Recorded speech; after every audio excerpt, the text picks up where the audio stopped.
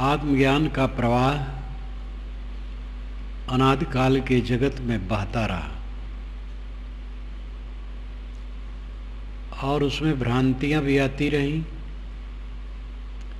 सही निर्णय भी होते रहे। इसलिए जो परंपरा से प्राप्त वाणी है वो विचारणी है। शास्त्र प्रमाण मान लेना चाहिए, ये कहा जाता है। शास्त्र प्रमाण मानना चाहिए, लेकिन विवेक रख करके। जो लोग कहते हैं कि शास्त्र प्रमाण मानना चाहिए, वे भी सभी शास्त्रों का प्रमाण नहीं मानते। वैदिक लोग कुरान, बाइबिल, जिंदावेशता का प्रमाण नहीं मानते। कुरान वाले वेद बाइबिल का नहीं मानते, बाइबिल वाले कुरान वेद का नहीं मानते। और बाइबिल वालों में भी ईसाई लोग तो पुरानी बाइबिल को मानते हैं, लेकिन यहूदी लोग नई बाइबिल को बिल्कुल नहीं मानते। बाइबिल पुरानी है। बाइबिल की रचना जो पुरानी बाइबिल है, ईसा के पूर्व 1000 वर्षों के अंदर में बनी है। कोई ईसा के 500 वर्ष पूर्व, कोई 700 वर्ष पूर्व, कोई 250 वर्ष पूर्व, कोई 750 वर्ष पूर्व, कोई खंड। कुल मिलाकर के ईसा के जन्म के 1000 वर्ष के पूर्व के अंदर में पुरानी बाइबिल बनी। वही यहूदियों की बाइबिल है। ईसा भी यहूदी थे, लेकिन ईसा के जीवन से ईसाई संप्रदाय चल पड़ा। तो ईसा के निधन के बाद 4 ऐसे लेखक हुए जिन्होंने ईसा के विषय में लिखा, और उन्हें पीछे से पुरानी बाइबिल से जोड़ दिया गया। तो पुरानी बाइबिल के आगे नई बाइबिल,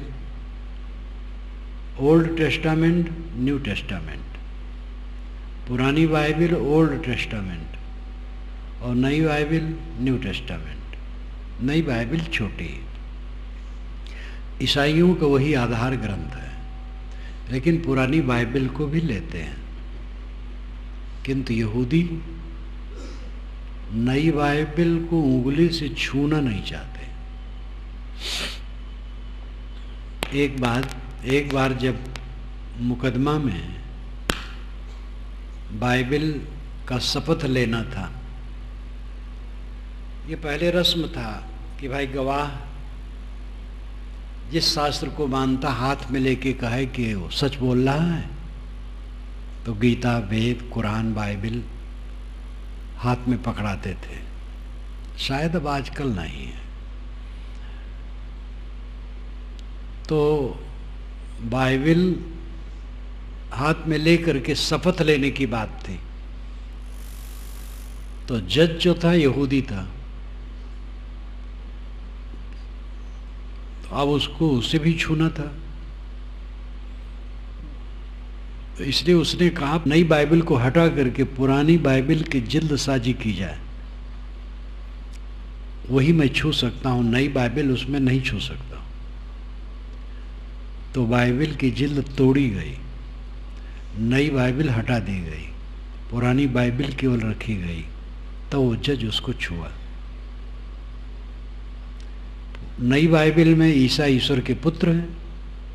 यहूदी लोग बहुत नफरत करते हैं इस बात से। वैदिक कहलाने वाले एक दूसरे को अवैदिक कहते हैं। आदि शंकराचार्य ने वैष्णवों को अवैदिक कहा है।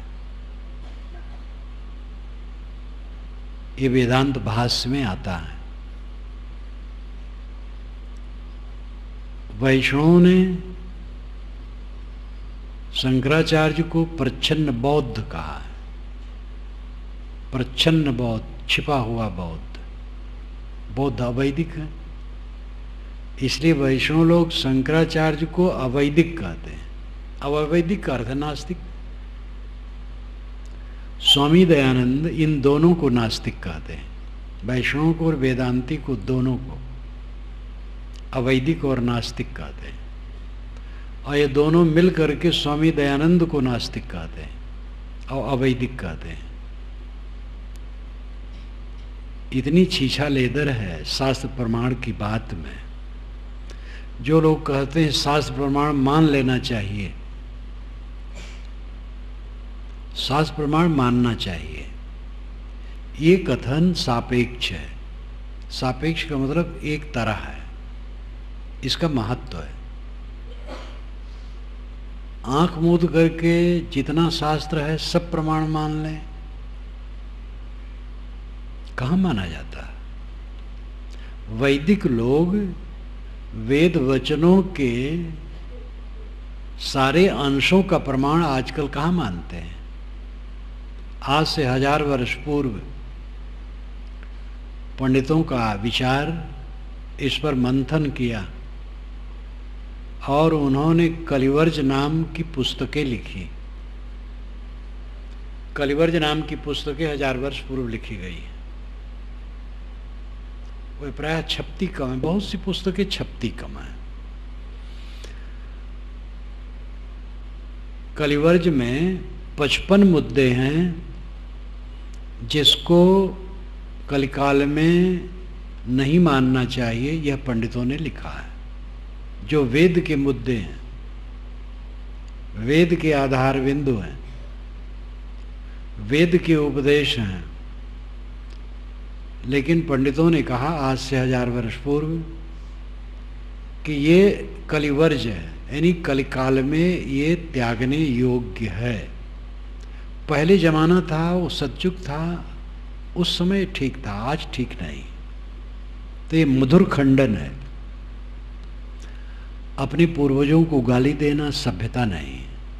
हमारे पूर्वज लोग बेवकूफ़ थे, नहीं समझते थे, गलत कहे हैं, नहीं मानना चाहिए, ये सभ्यता की बात नहीं। हमारे पूर्वजों ने हमें बहुत कुछ दिया है।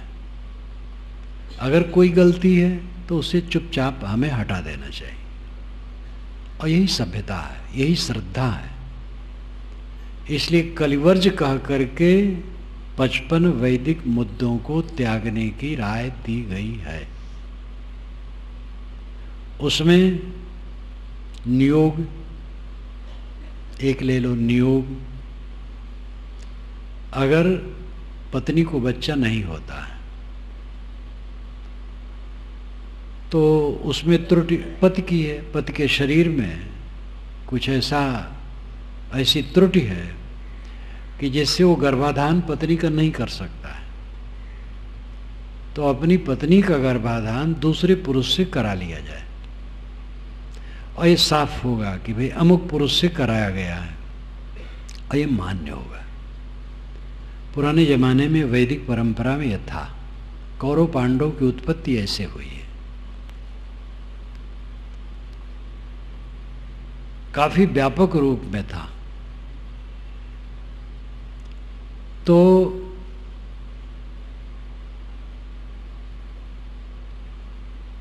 इसको कलिवर्ज कहा पंडितों ने। ये ठीक नहीं, इनको भद्दा लगा, इसका त्याग करवाया। अगर कोई ब्राह्मण, उच्च ब्राह्मण, ऋषि, दामाद, राजा, बड़ा पुरुष आए दरवाजे पर, तो उसको जलपान में, मधुपर्क उसे कहते हैं, जलपान में आपत्तिपूर्ण मांस देने की बात थी वैदिक युग में, जो आज बिल्कुल असभ्य है। जैसे बैल का मांस, तो इसको कलिवर्ज कहा। ये कलिकाल में ठीक नहीं है। वो जमाना था ठीक था, आज ठीक नहीं है। कलिवर्ज कह करके त्यागा गया। ऐसे 55 मुद्दे हैं कलिवर्ज के। ये खंडन हुआ कि नहीं? कहाँ शास्त्र प्रमाण माना गया? शास्त्र प्रमाण मानना चाहिए, मैं भी कहता हूं, लेकिन विवेक पूर्वक। जो विवेक युक्त न हो वो छोड़ देना चाहिए। इससे परंपरा और पूर्वजों की तौहीनी नहीं है, कोई बुराई नहीं है, उनका तौहीन करना नहीं है, उनका अपमान करना नहीं है। इसके लिए मैंने युक्ति दी है अपनी पुस्तकों में, और कबीर पर शुक्ल की मेरी दृष्टि में इसको लिखा है साफ। मेरे पिता धान की निदाई करने गए, खेत पूरा नीति है, मैं गया देखा तो उसमें कहीं कहीं घास है। अगर मैं कहता हूं पिता बेवकूफ है, उन्होंने इसमें घास छोड़ दी, तो मेरी ये घोर अशिष्टता है, अज्ञान है, मूर्खता है। अगर मैं ये कहूं कि पिताजी ने इसको छोड़ा है, तो इसको धान समझना चाहिए, क्योंकि वो सर्वज्ञ है, इसलिए इसको निकालना नहीं चाहिए। तो ये भी हमारी महामूर्खता है। हम ही अगर निदाई किए होते तो कहीं कहीं घास छूट जाती, भूल चूक हो जाती। मेरे पिता ने खेत के अधिकतम घास को निकाल दिया है, उनका बड़ा उपकार है। अब कहीं कहीं रह गया है तो मैं निकाल दूं, ये इसका रास्ता है। परंपरा कोई भी हो उसमें त्रुटियां आती हैं। भारतीय परंपरा की त्रुटियां न कहना चाहिए, धार्मिक परंपरा, विश्वजनीन धार्मिक परंपरा में और सामाजिक परंपरा में जो त्रुटियां थीं, कबीर साहब ने झकझोर करके सब कहा। और बीजक में इसको आप पढ़िए, देखिए, मन खुश हो जाता है, निर्भय होकर के कहा। लेकिन जो सार है उसका आदर किया। कबीर विध्वंसक नहीं थे, रचनात्मक दिशा में प्रगतिशील पुरुष थे, लेकिन कूड़े कचड़े को उन्होंने पसंद नहीं किया। आस्था के नाम पर, श्रद्धा के नाम पर बड़ी बड़ी जड़ताएं हैं। वेदों में एक कई जगह आ जाता है कि उसने इच्छा की, जगत बना दिया, स्वयं जगत बन गया। एको हम बहुत श्याम प्रजाए, एक मैं बहुत प्रजा के रूप में हो जाऊं। वो स्वयं जगत बन गया। ये काव्य है। जगत कहां से बना, कैसे आया, तो इस पर प्रश्न होते रहे। तो और इस जिसकी समझ में जो आता था कह देते थे। तत्तेजो असृजत, उसने पहले आग पैदा की। तो कहीं जल ही पैदा की बात आती, जल ही पहले रहा, तो कहीं कुछ, जिसकी समझ में जैसे आया कुछ कह दिया। और अत्यंत भावुक लोग यहां तक कह दिए कि वो ब्रह्म स्वयं जगत बन गया, उसने इच्छा की, तदैक्षत, उसने देखा, देखा मतलब सृजा। तो इन बातों को प्रमाण मान करके पीछे वाले इतनी बाल की खाल काढ़ने लगे, उसके पीछे चल पड़े कि ब्रह्म ही जगत हो गया, ब्रह्म ही ने जगत बनाया है। प्रकृति के विषय में वे घृणा करने लगे। प्रकृति तो जड़ है, और श्रुतियां कहती हैं कि उसने इच्छा की और जगत बनाया, तो प्रकृति कहां बना सकती, प्रकृति तो जड़ है। यद्यपि प्रकृति की भी बात है, प्रकृति से जगत बना, ये भी शास्त्रों में है। को ददर्श प्रथमं जायमानम अस्तनवंतम यदनस्ता विभर्ति। किसने देखा सूक्ष्म प्रकृति को उत्पन्न होते, जो सारे संसार को लेकर के गतिशील है, ऐसी सूक्ष्म प्रकृति को उत्पन्न होते किसने देखा है? को ददर्श, किसने देखा? प्रथमम जायमानम, पहले पहले उत्पन्न होते, अस्तनवंतम यद अनस्था विभर्ति, जो अनस्था है, जिसमें हड्डी नहीं है,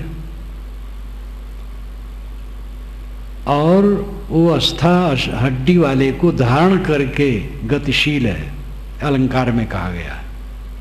प्रकृति पार्थिव नहीं है, अपार्थिव है, सूक्ष्म है, और ये जगत पार्थिव है, हड्डी वाला है,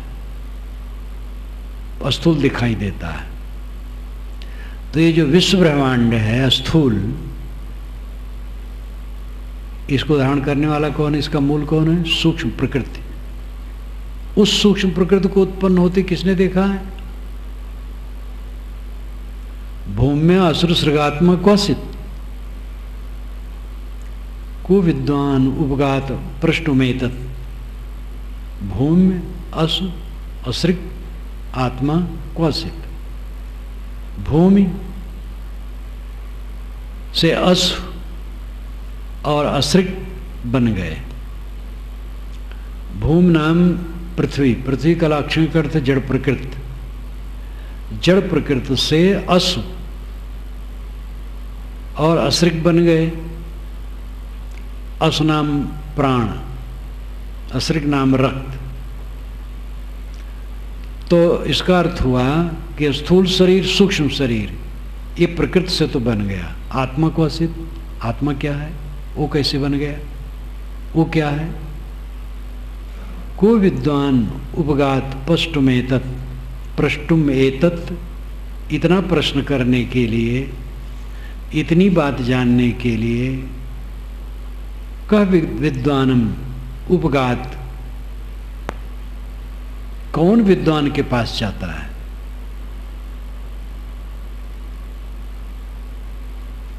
ये पूरा एक मंत्र है। इसका भावार्थ हुआ कि सूक्ष्म प्रकृति जो सारे जगत का मूल कारण है, उसको उत्पन्न होते किसने देखा है? स्थूल शरीर और सूक्ष्म शरीर तो जड़ प्रकृति से बन गए, आत्मा तो विलक्षण है, वो क्या है? इस बात को पूछने के लिए इसके मर्मज्ञ ज्ञानी के पास कौन जाता है? सब पेट धंधे और विषय वासना में डूबे हैं। ये सूक्ष्म बातों के लिए कौन सोचता है? जो आज कहा जाता है वही वैदिक युग में कहा गया है। ये ऋग्वेद का मंत्र है। जैसे आज कहा जाता है, कल मैंने आप लोगों को बहुत कोसा, बहुत शिकायत की कि आप लोग समय नहीं निकालते हैं, रोज अकेले में बैठते नहीं हैं, ध्यान अध्ययन चिंतन नहीं करते। यही शिकायत ऋषियों ने पहले जमाने में भी की। सब समय ये रहा, स्थूल बुद्धि आदमी की स्थूलता में रमता रहता है, और उस स्थूलता का विकार उसके चित्त में काटता रहता है। सब जीव दुखी इसीलिए है। प्रकृति से जगत बना, ये भी वेदों में है।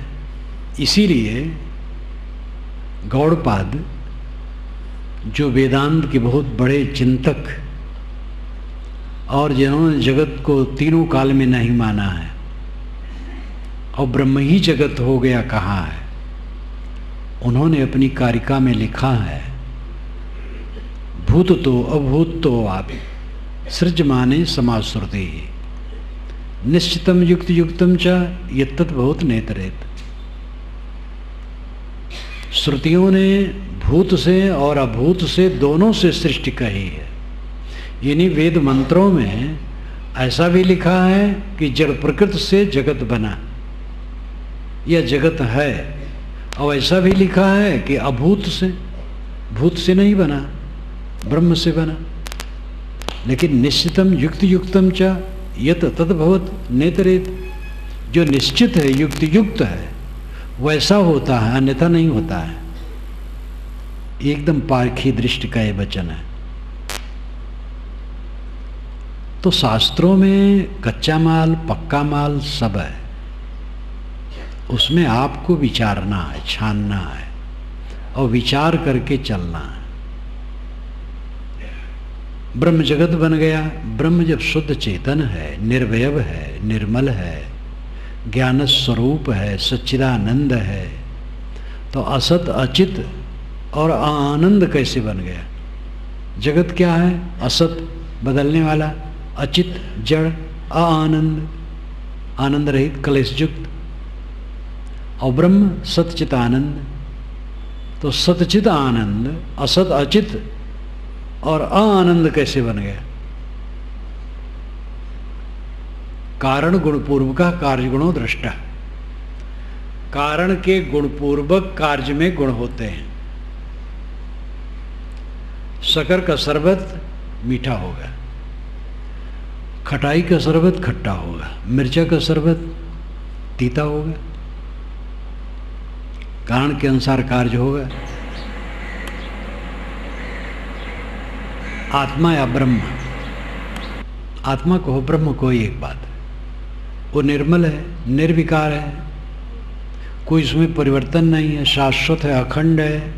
तो उसमें बनेगा क्या? कुछ नहीं बनेगा। वो तो निर्मल है, तो उसे जगत कैसे बन गया?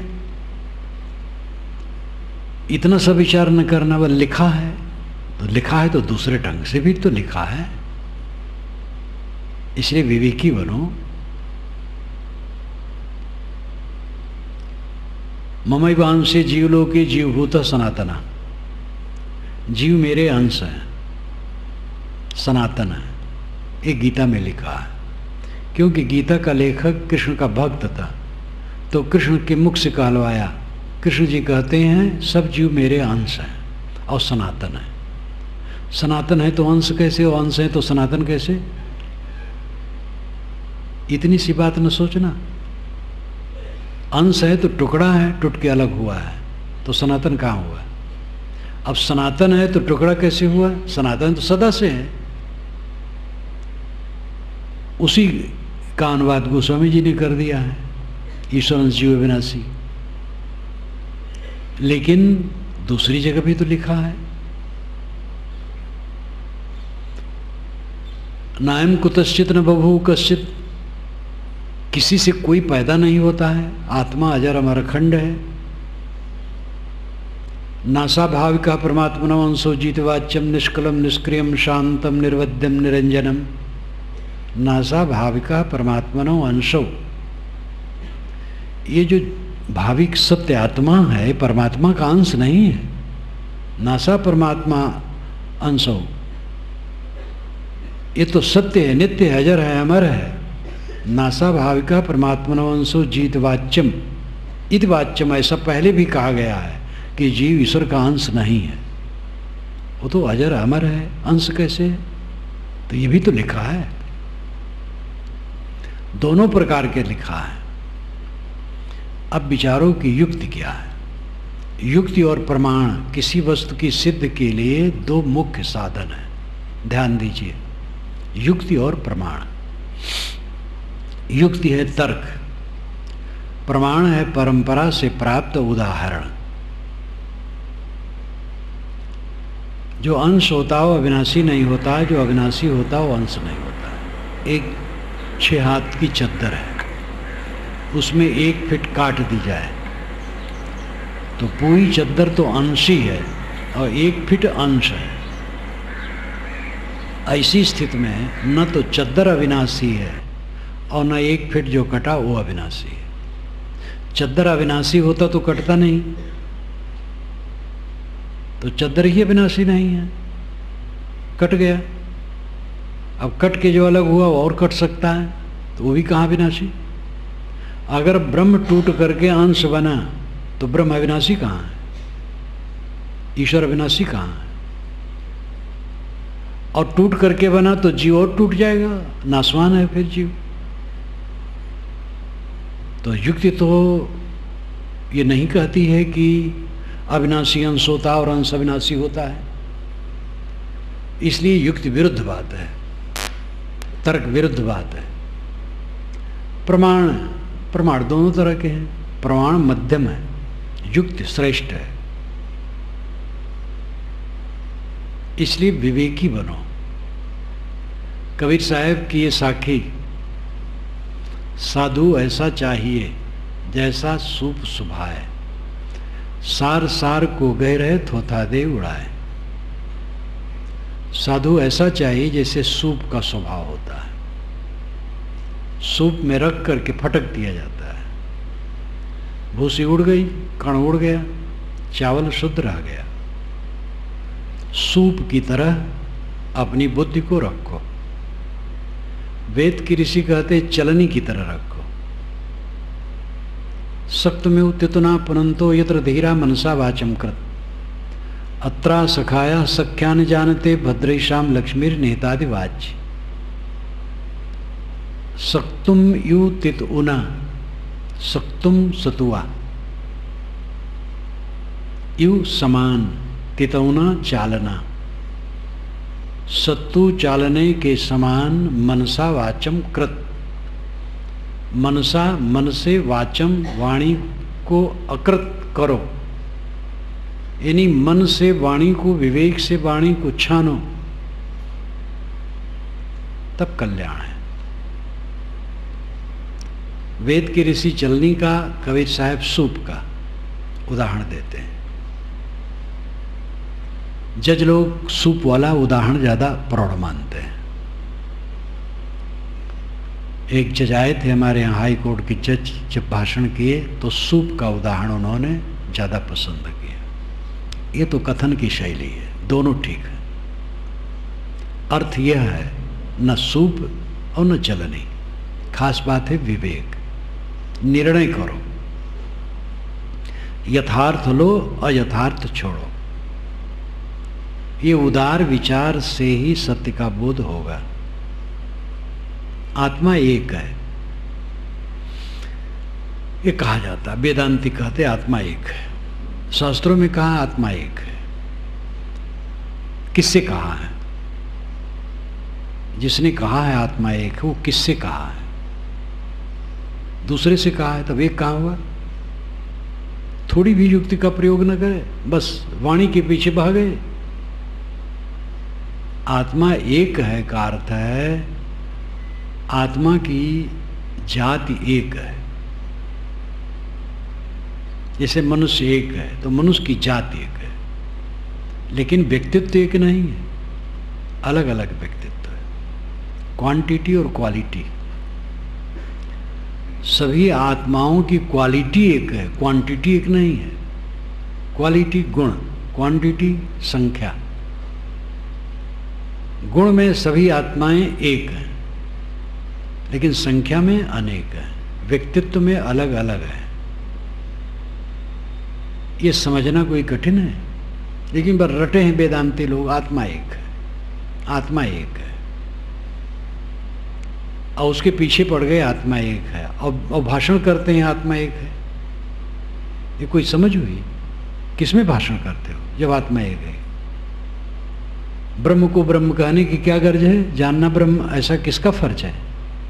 निर्मल साहब की वाणी पढ़ो, निर्मल सत्य ज्ञान प्रभाकर, उनकी पूरी पुस्तक है। न्यायनामा छोटा सा अंश है। न्यायनामा की मैंने टीका कर दी है, यहाँ आई है, प्रतियां तो थोड़ी हैं, बची हूँ तो देखो, टीका व्याख्या उसकी कर दी गई है। निर्मल सत्यज्ञान प्रभाकर का अंश न्यायनामा बहुत महत्वपूर्ण है, पूरा पुस्तक ही महत्वपूर्ण है।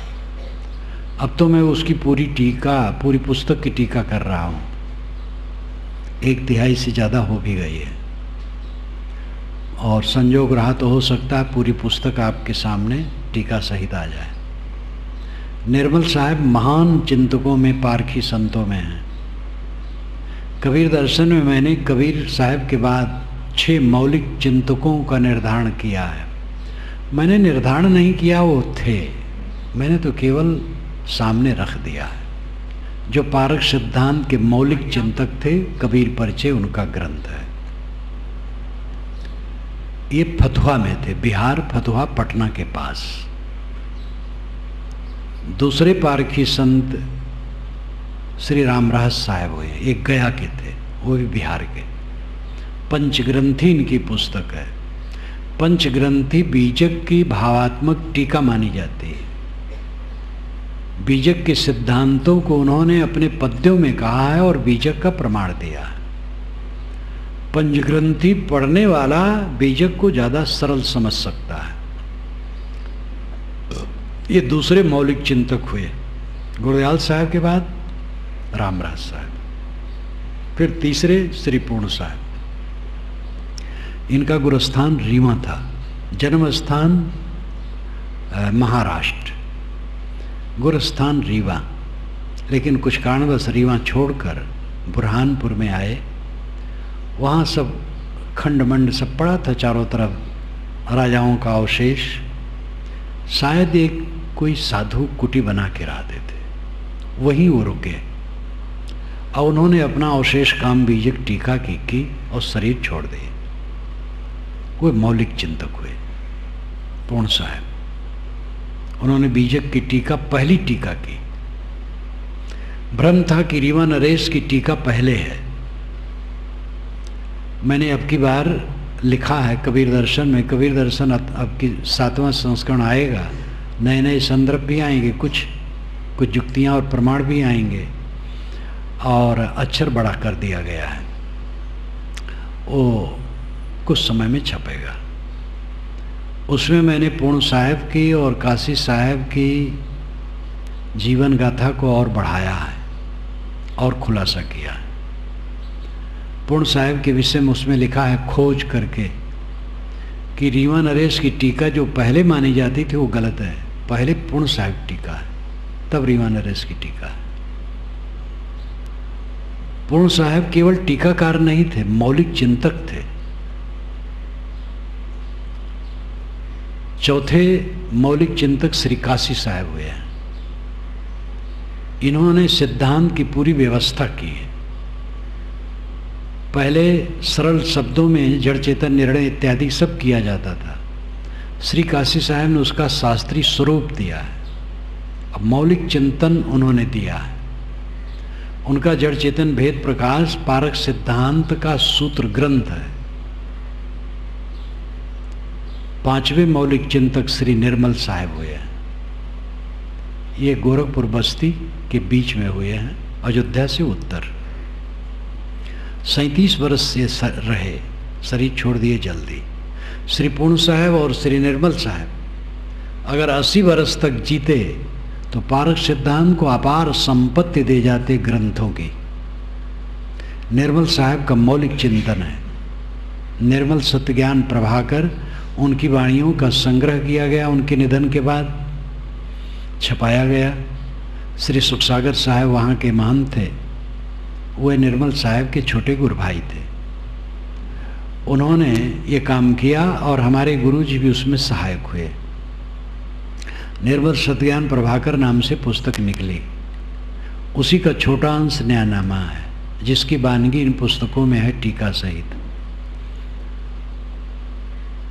छठे मौलिक चिंतक श्री विशाल साहब हैं, जिनके कई लोग तो इसमें बैठे हुए दर्शन भी किए होंगे। जिनकी वाणी विशाल वचनामृत, भयान, मुक्तद्वार, सत्यनिष्ठा, नवनियम है। इनकी टीकाएं श्री प्रेम साहब ने की प्रकाशित हैं और इनकी सबकी टीका मेरे तरफ से भी प्रकाशित है। ये 6 मौलिक चिंतक हुए हैं कबीर साहब बात, कबीर पारक सिद्धांत में। गुरदयाल साहब, रामराज साहब, पूर्ण साहब, काशी साहब, निर्मल साहब, विशाल साहब। निर्मल साहब की वाणी उपेक्षित पड़ी थी क्योंकि उस मठ के लोग इतने उत्साहित नहीं, इसलिए उस पर विचार मैंने किया और पहले पहले मैंने उसी को पढ़ा। जब पारक सिद्धांत को जाना उसको पढ़ा, खूब गाता था उसके पदों को, तो मेरे मन में हुआ वो काम करूं। न्यायनामा आ गया है टीका सहित और निर्मल सत्यज्ञान प्रभाकर की भी टीका चल रही है पूरे ग्रंथ की। निर्मल साहब नाम जैसे था वैसे निर्मल थे। सभी संत निर्मल थे और उन्होंने यथार्थता को बिना लाग लपेट के कहा है। साथ साथ वो सहृदय हैं। अपने निर्मल सत्यज्ञान प्रभाकर ग्रंथ के शुरू ही में उन्होंने कहा है, मैं वेद शास्त्रों के मतों को निचोड़ करके कहूँगा। तिरस्कार करके नहीं कहा है, निचोड़ करके उसका सार कहूँगा। उन्होंने ये कहा है, ब्रह्म को ब्रह्म कहने की क्या गर्ज है? जानना ब्रह्म ऐसा किसका फर्ज है? ब्रह्म को ब्रह्म कहने की क्या गर्ज है? ब्रह्म बैठा है, वो ब्रह्म क्यों कहा किसी से जो दूसरा तो है नहीं? क्या गर्ज है उसने ब्रह्म कहा? और ब्रह्म जानना चाहिए किसका फर्ज है, किसका कर्तव्य है? ब्रह्म तो एक। जैसे मैं बैठा रहूं, अब आप लोग कोई यहाँ ना हो तो मैं बोलूं तो कोई पूछ सकता किससे बोल रहे हो जब कोई नहीं है? जब एक ही ब्रह्म है तो किससे कह रहा है? ये ऐसा प्रश्न है कि इसका उत्तर उनके पास नहीं है। ब्रह्म को ब्रह्म कहने की क्या गर्ज है? जानना ब्रह्म ऐसा किसका फर्ज है? जब एक सभा में एक विद्वान ने कहा जिसको जो पूछना हो पूछे, तो उसी सभा में हमारे सिद्धांत के एक विद्वान संत थे, मित्र जी उनको कहा जाता था, ब्रह्मचारी रूप में थे, वहीं अयोध्या के पास के थे, ज्ञान साहब के गुरु भाई थे। उनको लोग जानते नहीं, थोड़े दिन में मर गए। वो विद्वान थे, वेदों के भी विद्वान थे और बड़े कोमल थे, बहुत मीठी बात बोलते थे। वो पंडितों ने उनको भी बुलाया था क्योंकि वो भी पंडित थे अच्छे बरबर। तो उन्होंने जब बड़े विद्वान ने कहा कि जिनको कुछ प्रश्न करना हो करें, तो उनके पास वो बैठे थे। तो उन्होंने कहा, भगवान मेरा एक प्रश्न है। कहे कहो। कहे ब्रह्म को ब्रह्म कहने की क्या गर्ज है? जानना ब्रह्म ऐसा किसका फर्ज है? तो उन्होंने उनके कंधे पर हाथ रख करके कहा, ऐसा प्रश्न सभा में नहीं करना चाहिए क्योंकि इसका उत्तर ही नहीं है। तो बस एक ब्रह्म है, आंखें हैं, एक ब्रह्म है, वो सच है। मैं अकेला हूं। अपने सामने अपने पास किसी की उपस्थिति आप करते हैं तो अपने को धोखा देते हैं। ध्यान दीजिए, ध्यान क्या है, समाधि क्या है? अकेला रह जाना। दृष्टि योग मैंने कहा, बंद आंखों में जो दिखाई दे देखो। सांस स्वयोग का सांस पर मन ठहराओ, ये खूंटा है। चंचल मन को बांधने खूंटा है, ये अंतिम नहीं है। अंतिम है सारे संकल्पों का त्याग करो, साक्षी भाव। सब संकल्पों का त्याग हो गया तो अकेला रह गए। जब तक कुछ याद करोगे तब तक द्वैत उपस्थित रहेगा। द्वैत को अपने पास न रखो, अकेला रहो। आत्मा अकेला है। आदमी की नींद खुलती है बस द्वैत शुरू। किसी को ले लेता है सोचने के लिए, किसी प्राणी को या पदार्थ को, तो उसमें रहता क्या है? राग रहता है या द्वेष रहता है, और कुछ नहीं रहता। ये जब सूक्ष्मता से साधना में उतरे, अकेले में बैठे, चित्त निरांत शांत हो, तब सब ये परख में आता है। नहीं तो अंधाधुंध में सब बातें। चित्त में दूसरे की उपस्थित द्वैत है। किसी की याद करोगे, उसकी प्रतिक्रिया में चलोगे, उसके इर्द गिर्द सोचोगे, ये अपने कल्याण का बध करना है। आपके पास कुछ उपस्थित ना हो, केवल अकेला, ये असंग दशा है, ये अद्वैत दशा है। द्वैत में भय है, ये वेदांत कहता है। तो ठीक है, जब हम दूसरे की उपस्थित अपने मन में करेंगे तो भय शुरू हो गया। जब दूसरा कुछ नहीं है, निर्भय, संकल्प शून्य, शांत, आत्मभाव में स्थित, यह अद्वैत है। इसीलिए कबीर साहब ने कहा, एक कहो तो है नहीं, दो कहो तो कार्य है, जैसा रहे तैसा कहें कबीर बिचारी, अगर एक कहूँ तो है नहीं। देखो नाना जीव है, एक कहाँ है? इतना झगड़ा, लड़ाई, विवाद, धर्म को लेकर, मत को लेकर तमाम विवाद, एक है, एक है, कैसे एक है? मैं काशी में था तो एक वेदांत सम्मेलन नाम से एक पार्क में होता था, कंपनी बाग एक पार्क है हमारे प्रेस के थोड़ी दूर पर था, वहीं घूमते रहते थे सुबह शाम। तो सुबह वेदांतियों का सम्मेलन चलता था। वो सम्मेलन क्या, 10-5 बूढ़े बैठ करके वेदांत पर चर्चा करते थे, तो मैं भी कभी कभी बैठ जाता था। लौट के आया प्रेस में, अपने ऑफिस नीचे था, ऊपर मेरा निवास था। तो मैनेजर आ गए थे, एक पंडित थे, बल्कि मैनेजर नहीं थे, वो अपनी पुस्तक छपा रहे थे, बड़े अच्छे कवि थे, वैदिक विश्व उन्होंने लिखा था। तो उन्होंने कहा महाराज जी कहाँ गए थे? मैंने कहा अभी अद्वैत ब्रह्म के व्याख्यान को सुन रहा था। तो जोर से ठहाका मारे हो कि अद्वैत और व्याख्यान, ये तो विरोध है।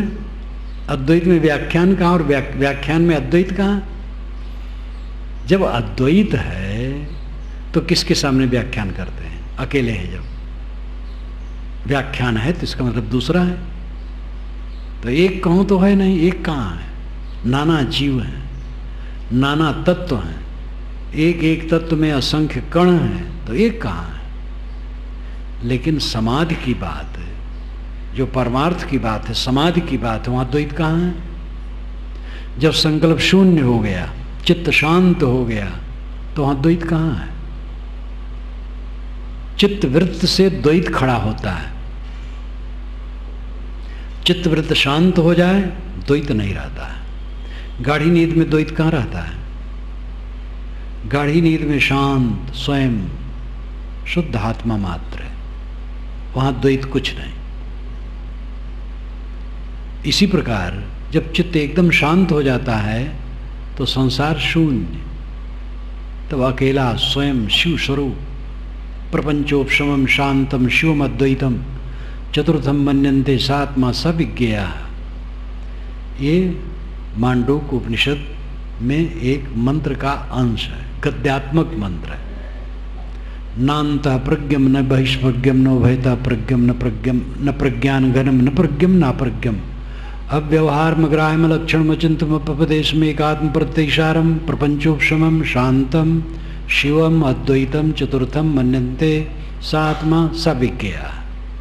एक मंत्र गद्यात्मक मंत्र है, छंद नहीं है, बहुत महत्वपूर्ण है।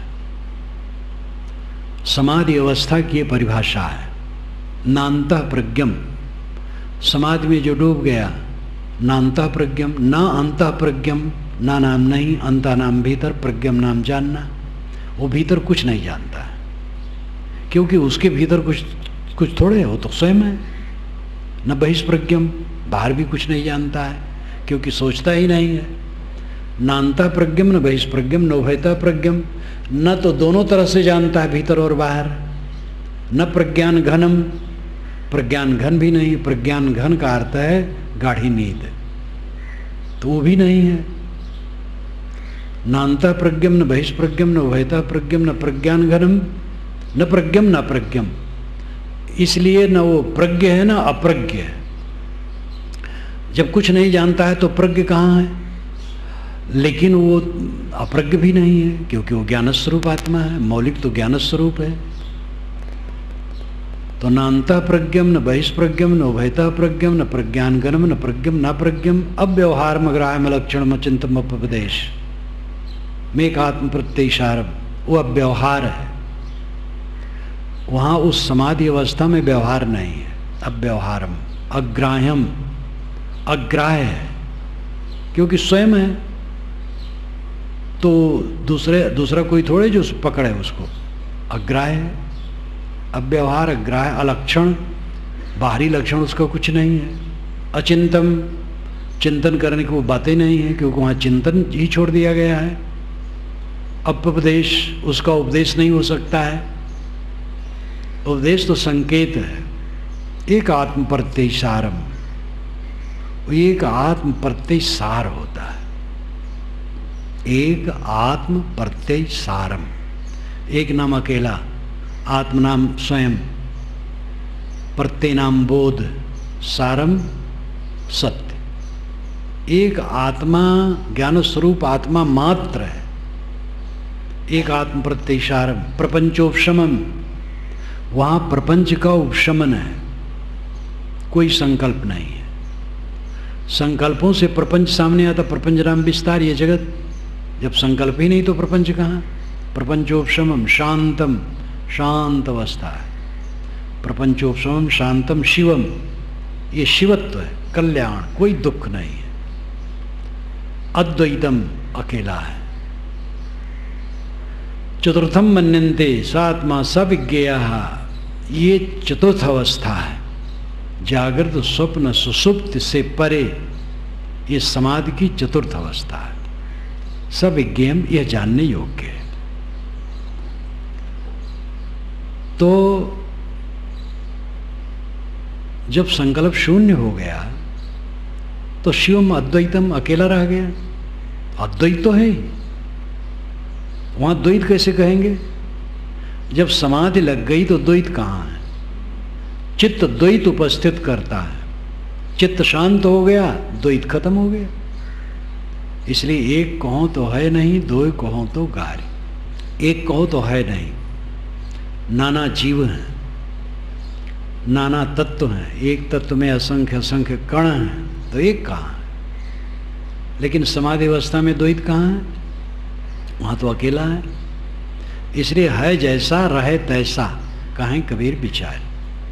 साहब कहते हैं मैं विचार करके कहता हूँ, जैसा है वैसा रहता है। व्यवहार नानात्मक है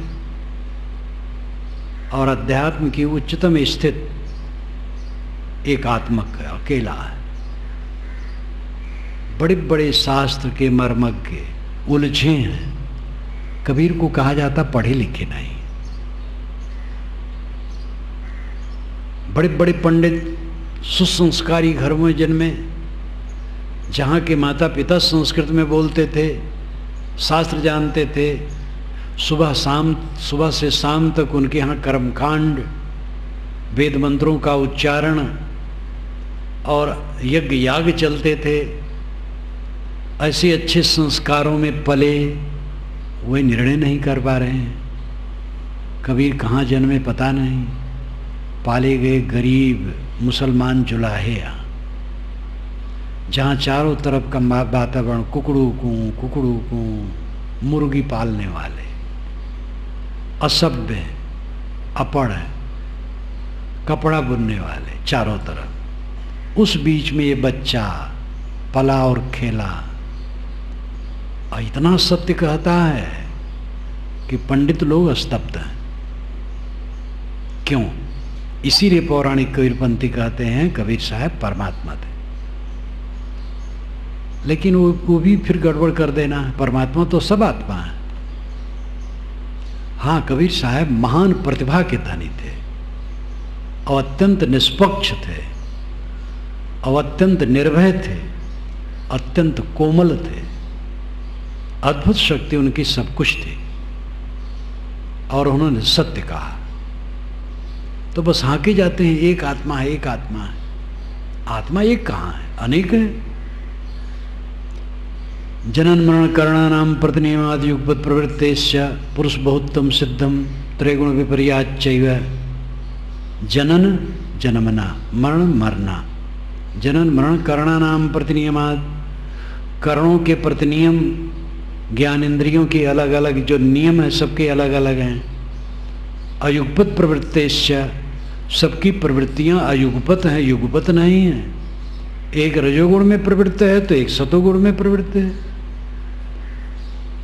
त्रैगुण विपर्याच्चैव, तीनों गुणों में विपर्जय है, कोई रजोगुणी, कोई तमोगुणी, कोई सतोगुणी। इसलिए पुरुष बहुत्तम सिद्धम, पुरुष यानी आत्मा बहुत सिद्ध है, एक नहीं। पुरुष का मतलब है जो ज्ञान प्रकाश करता रहे, पुरुष। पुरुष शब्द में दो पद है, समस्त पद होते हैं, पद होते हैं और समस्त पद होते हैं। पद कुछ अक्षरों का जोड़, और कई पदों मिलकर के शब्द भी होते हैं, उसको समस्त पद कहते हैं। पुरुष में दो पद है, पुर और उष। पुर नाम आगे, उष नाम जलाना, पुरोहित। तो देहाती लोग कहते उपरोहित, तो मजाक भी करते ऊपर के हित। ये तो सब बिगाड़ना हुआ। पुरोहित का मतलब है पुर आगे, हित नाम रखा हुआ, बैठा हुआ, जो आगे बैठा हो, जो सरदार हो, नायक हो, जो हमें ले चले, वो पुरोहित है। अब पुरोहित नाम से गड़बड़ है, साधु नाम से गड़बड़ है, तो साधु शब्द बुरा नहीं है, पुरोहित शब्द बुरा नहीं। पुर उष, पुर नाम आगे, उष नाम जलाना, आगे आगे ज्ञान प्रकाश करता रहे, वो पुरुष है। पुरुष बहुतम सिद्धम, ये ज्ञान स्वरूप आत्मा एक नहीं बहुत है, ये भी शास्त्र प्रमाण है। और युक्ति तो है ही है, सब नाना तो है ही। वेदांत का प्रचार होता है खूब, किसमें होता है? जब एक ब्रह्म है। एक ब्रह्म का अर्थ है ब्रह्म नाम बड़ा। मेरे लिए बड़ा क्या है? मेरा अपना अस्तित्व। निष्काम हो जाए, यही उसकी बड़ाई है। निष्काम होकर के आत्मस्थ हो जाए, आत्मलीन हो जाए। तो परंपरा में कितने शब्द चलते हैं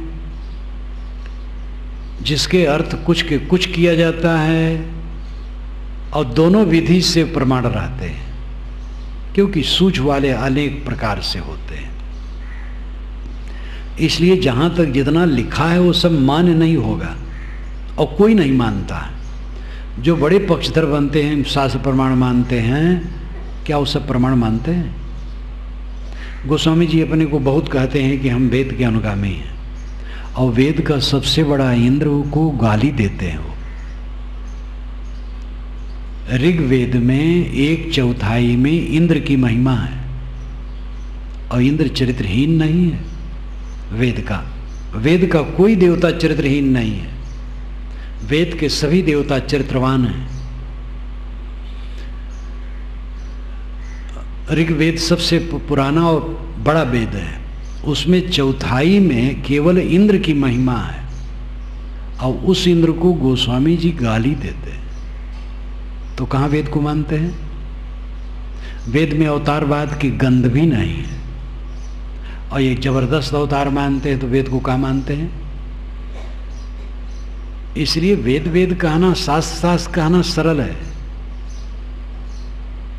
लेकिन विचार करके पता लगेगा।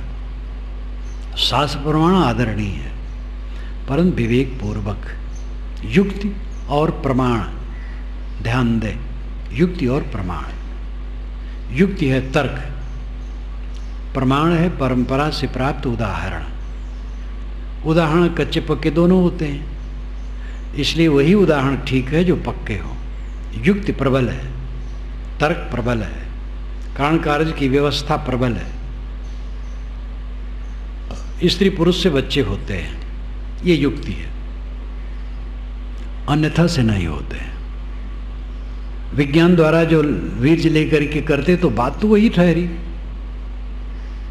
वो गर्भाधान का एक परखनली में उसका उपयोग करते, लेकिन चीज तो नर नारी से लेते हैं, तो अलग नहीं हुआ। इसलिए युक्ति प्रबल है। तो आत्मा एक है, मैं ब्रह्म हूं, अकेला हूं, अद्वैत हूं। इसका अर्थ यही है, मैं जो आत्मा है वो अकेला है। संकल्पों को छोड़ दे, अपने आप शांत। ब्रह्म है, बड़ा है, श्रेष्ठ है। आत्मा से श्रेष्ठ और क्या होगा? समाधि और ध्यान का अर्थ यही है, सारे विचारों को छोड़ करके शांत हो जाओ अपने आप।